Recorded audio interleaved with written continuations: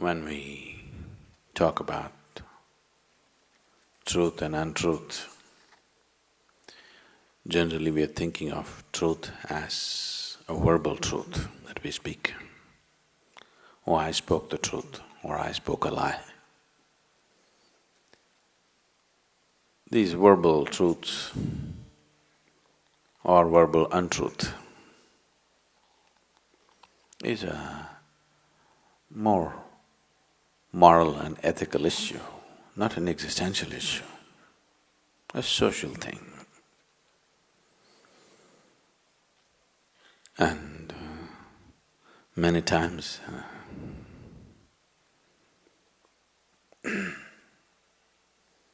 you know,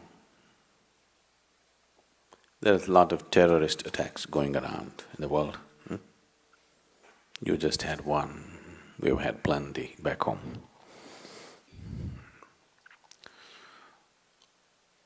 A hall like this is a terrorist paradise. People packed up like this in one place, they can have maximum impact. It's a good place. No? So,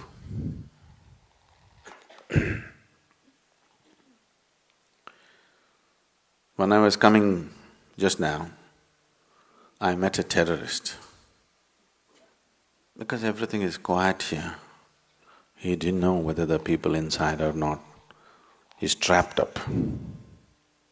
He asked, are there people inside?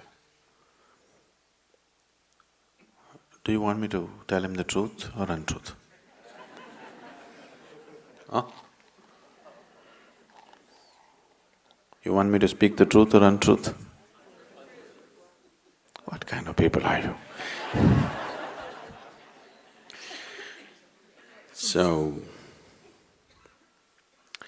what is truth? What is untruth? It is not in the words that you speak. It is in the way you hold the life within you.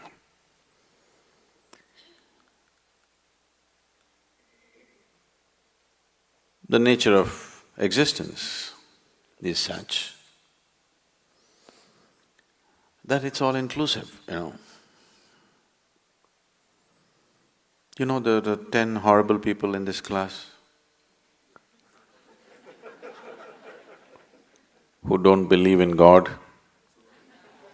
But when the sun comes up in the morning, you'll have 10 black spots falling on them.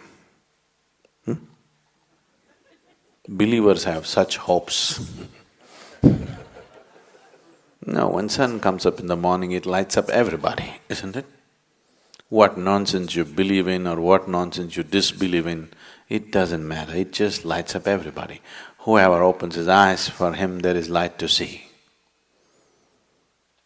Who you are, what you're thinking, what you're doing, are you this or that, it doesn't discriminate. Whether you are a crawling worm or a big human being, it doesn't discriminate. So the essential nature of life is all inclusive. There is no discrimination.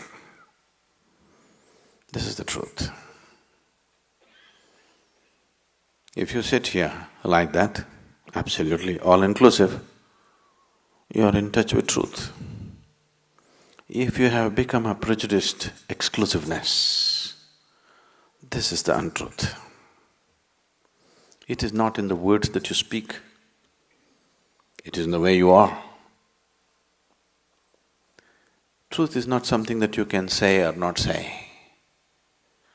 Truth is something, either you're in touch with it or you're not in touch with it. It's not your doing. If it's your doing, it must be a lie, isn't it? Isn't it so? If it's your doing or my doing, it must be a lie, isn't it? That which is true is always. It is in the lap of truth that we exist. It is not something that we say or do. Either we can be in touch with it or we can be unaware of it. But still it is working. Whether we like it or we don't like it. In the very breath that we take, we're inclusive, isn't it? Yes? Whether we are willing or unwilling, in the very breath that we inhale and exhale, we are all inclusive, isn't it? If you become exclusive, truly exclusive, you will be dead. But even the dead are inclusive, isn't it?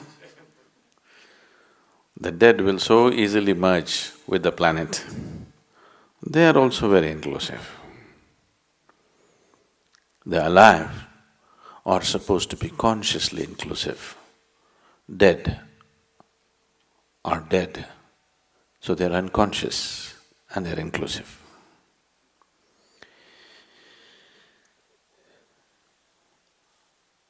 The litmus test for you, whether you're in touch with truth or not, is just this.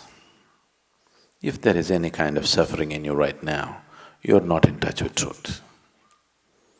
If you're in touch with truth, there can be no suffering in you. It's as simple as that. How deep your suffering is shows how far away from truth you are right now. There are many ways to approach this. We have been trying to open up doors in the last few days. Whatever we have been doing here, I've been repeatedly saying this is not a teaching, this is just a method. Now seeing that my responsibility is limitless, is not a teaching, it's just a method. If you see that, if you become aware of that, slowly you become all-inclusive, just the way life is. Like every aspect of life is inclusive, you also become inclusive. If you're accepting what is there right now, absolutely, once again you're inclusive. They're not two different things, just different types of vocabulary, that's all. Essentially, you want to move from exclusiveness to inclusiveness.